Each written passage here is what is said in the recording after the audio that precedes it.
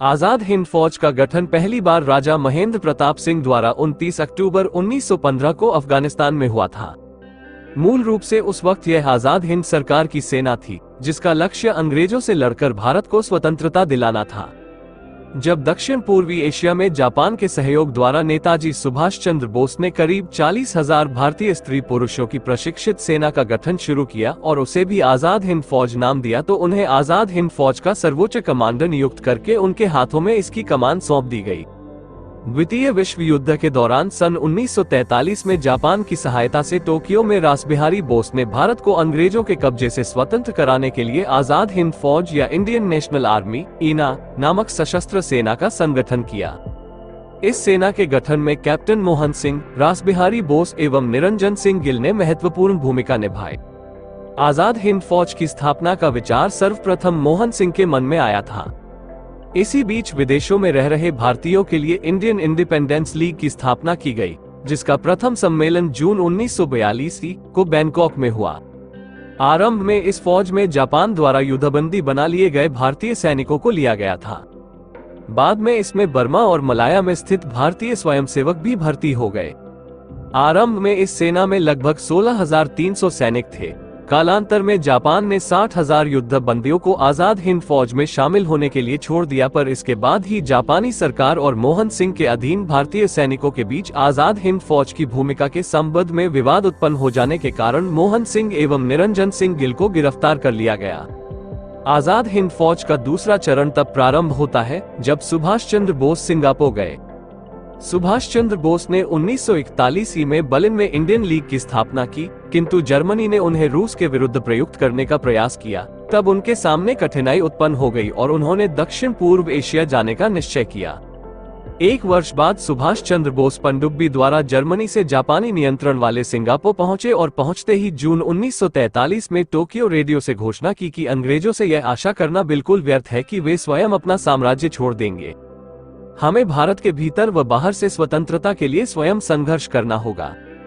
इससे प्रफुल्लित होकर रासबिहारी बोस ने 4 जुलाई 1943 को 46 वर्षीय सुभाष को आजाद हिंद फौज का नेतृत्व सौंप दिया।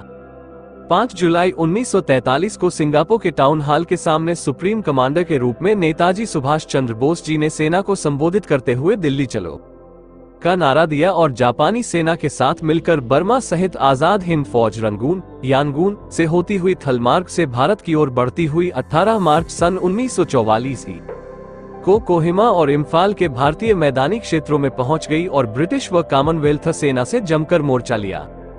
बोस ने अपने अनुयायियों को जय हिंद का अमर नारा दिया और 21 अक्टूबर 1943 में सुभाष चंद्र बोस ने आजाद हिंद फौज के सर्वोच्च सेनापति की हैसियत से सिंगापुर में स्वतंत्र भारत की अस्थायी सरकार आजाद हिंद सरकार की स्थापना की।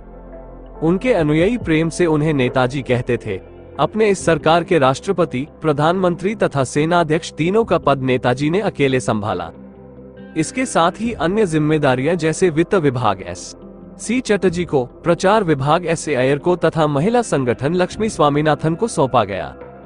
उनके इस सरकार को जर्मनी, जापान, फिलीपींस, कोरिया, चीन, इटली, मांचुको और आयरलैंड ने मान्यता दे दी। जापान ने अंडमान व निकोबार द्वीप इस अस्थायी सरकार को दे दिए। नेताजी उन द्वीपों में गए और उनका नया नामकरण किया। अंडमान का नया नाम शहीद द्वीप तथा निकोबार का स्वराज्य द्वीप रखा गया। 30 दिसंबर 1943 को इन द्वीपों पर स्वतंत्र भारत का ध्वज भी फहरा दिया गया। इसके बाद नेताजी सुभाष चंद्र बोस ने सिंगापुर एवं रंगून में आजाद हिंद फौज का मुख्यालय बनाया। 4 फरवरी 1944 को आजाद हिंद फौज ने अंग्रेजों पर दोबारा भयंकर आक्रमण किया और कोहिमा, पलेल आदि कुछ भारतीय प्रदेशों को अंग्रेजों से मुक्त करा लिया। 6 जुलाई 1944 को उन्होंने रंगून रेडियो स्टेशन से महात्मा गांधी के नाम जारी एक प्रसारण में अपनी स्थिति स्पष्ट की और आजाद हिंद फौज द्वारा लड़ी जा रही इस निर्णायक लड़ाई की जीत के लिए उनकी शुभकामनाएं मांगी। मैं जानता हूं कि ब्रिटिश सरकार भारत की स्वाधीनता की मांग कभी स्वीकार नहीं करेगी। मैं इस बात का कायल हो चुका हूं कि यदि हमें आजादी चाहिए तो हमें खून के दरिया से गुजरने को तैयार रहना चाहिए। अगर मुझे उम्मीद होती कि आजादी पाने का एक और सुनहरा मौका अपनी जिंदगी में हमें मिलेगा तो मैं शायद घर छोड़ता ही नहीं। मैंने जो कुछ किया है अपने देश के लिए किया है, विश्व में भारत की प्रतिष्ठा बढ़ाने और भारत की स्वाधीनता के लक्ष्य के निकट पहुंचने के लिए किया है। भारत की स्वाधीनता की आखिरी लड़ाई शुरू हो चुकी है। आजाद हिंद फौज के सैनिक भारत की भूमि पर सफलतापूर्वक लड़ रहे हैं। हे राष्ट्रपिता, भारत की स्वाधीनता के इस पावन युद्ध में हम आपका आशीर्वाद और शुभकामनाएं चाहते हैं। सुभाष चंद्र बोस द्वारा ही गांधी जी के लिए प्रथम बार राष्ट्रपिता शब्द का प्रयोग किया गया था। 7 इसके अतिरिक्त सुभाष चंद्र बोस ने फौज के कई ब्रिगेड बनाकर उन्हें नाम दिए। Mahatma Gandhi brigade, Abul Kalam Azad brigade, Jawaharlal Nehru brigade तथा सुभाष चंद्र बोस ब्रिगेड। सुभाष चंद्र बोस ब्रिगेड के सेनापति शाहनवाज खां थे। फरवरी से लेकर जून 1944 के मध्य तक आजाद हिंद फौज की 3 ब्रिगेडों ने जापानियों के साथ मिलकर भारत की पूर्वी सीमा एवं बर्मा से युद्ध लड़ा, किंतु दुर्भाग्यवश द्वितीय विश्व युद्ध का पासा पलट गया। जर्मनी ने हार मान ली और जापान को भी घुटने टेकने पड़े। ऐसे में नेताजी को टोक्यो की ओर पलायन करना पड़ा और कहते हैं कि हवाई दुर्घटना में उनका निधन हो गया, किंतु इस बात की पुष्टि अभी तक नहीं हो सकी है। आजाद हिंद फौज के सैनिक एवं अधिकारियों को अंग्रेजों ने 1945 में गिरफ्तार कर लिया और उनका सैनिक अभियान असफल हो गया, किंतु इस असफलता में भी उनकी जीत छिपी थी। आजाद हिंद फौज के गिरफ्तार सैनिकों एवं अधिकारियों पर अंग्रेज सरकार ने दिल्ली के लाल किला में नवंबर 1945 को झूठा मुकदमा चलाया और फौज के मुख्य सेनानी कर्नल सहगल, कर्नल दिल्लन एवं मेजर शाहनवाज खां पर राजद्रोह का आरोप लगाया गया। इनके पक्ष में सर तेज बहादुर सप्राव, जवाहरलाल नेहरू, भूला भाई देसाई और के.एन. काटजू ने दलीलें दी, लेकिन फिर भी इन तीनों की फांसी की सजा सुनाई गई। इस निर्णय के खिलाफ पूरे देश में कड़ी प्रतिक्रिया हुई। आम जनमानस भड़क उठे और अपने दिल में जल रहे मशालों को हाथों में थामकर उन्होंने इसका विरोध किया। नारे लगाए गए, लाल किले को तोड़ दो, आजाद हिंद फौज को छोड़ दो। विवश होकर तत्कालीन वायसराय लॉर्ड वेवल ने अपने विशेषाधिकार का प्रयोग कर इनकी मृत्युदंड की सजा को माफ करा दिया। निस्संदेह सुभाष उग्र राष्ट्रवादी थे। उनके मन में फांसीवाद के अधिनायकों के सबल तरीकों के प्रति भावनात्मक झुकाव भी था और वे भारत को शीघ्रातिशीघ्र स्वतंत्रता दिलाने हेतु हिंसात्मक उपायों में आस्था भी रखते थे। इसीलिए उन्होंने आजाद हिंद फौज का गठन किया था। यद्यपि आजाद हिंद फौज के सेनानियों की संख्या के बारे में थोड़े बहुत मतभेद रहे हैं, परंतु ज्यादातर इतिहासकारों का मानना है कि इस सेना में लगभग 40,000 सेनानी थे।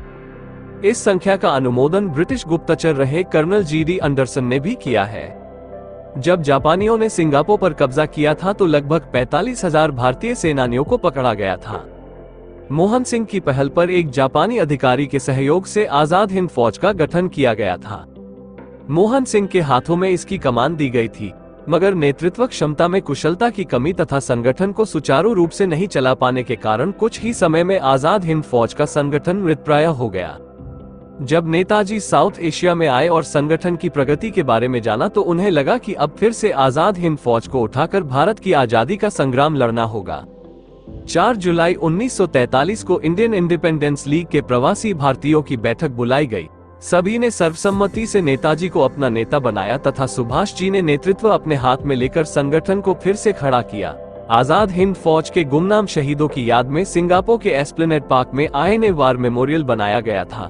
आजाद हिंद फौज के सुप्रीम कमांडर सुभाष चंद्र बोस ने 8 जुलाई 1945 को इस स्मारक पर जाकर उन अनाम सैनिकों को अपनी श्रद्धांजलि अर्पित की थी।